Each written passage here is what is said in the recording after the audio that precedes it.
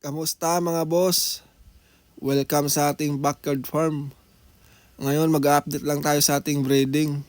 Medyo merong di magandang nangyari. Kasi nakawala yung broodcock natin na dalawa. Nagpatayan. Yung partner nito na gray, namatay. Sayang kasi nangitlog na siya eh. Meron ng itlog to. 3 piraso. Ito, yan. 3 na itlog. Ayan.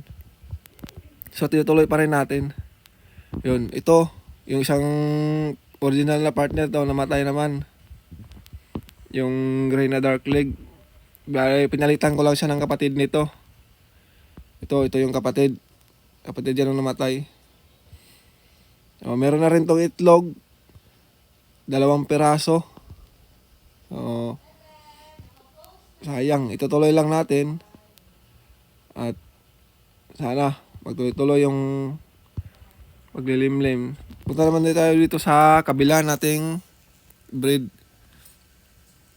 Yung gray to gray. Pasensya na mga boss, maraming dahon, nagkalat kasi medyo taglagas ngayon. Maraming mahogani kasi na puno dito. So ito yung isa.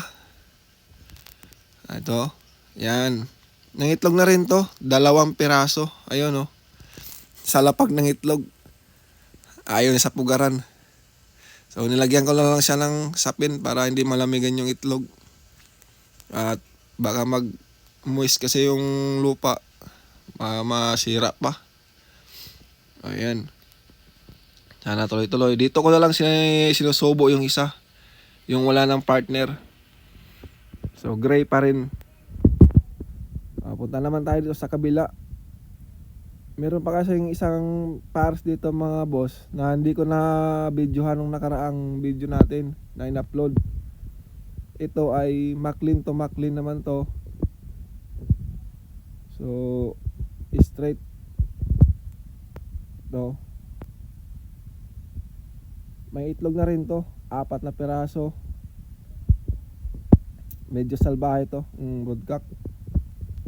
Sa 5 years old na to broodcock natin na Maclean. Ayan, medyo pumangit yung balahibo na. Kinakain ng broodhin natin. Yung babae naman, Maclean din yan. Yan, meron na siyang 4 na piraso na itlog. Malalaki, maganda yung itlog niya. Yan. So, nasalang ko to nung nakaraan January. 5 lang yung na itlog. Pinalimliman ko sa native. 1 lang yung napisa.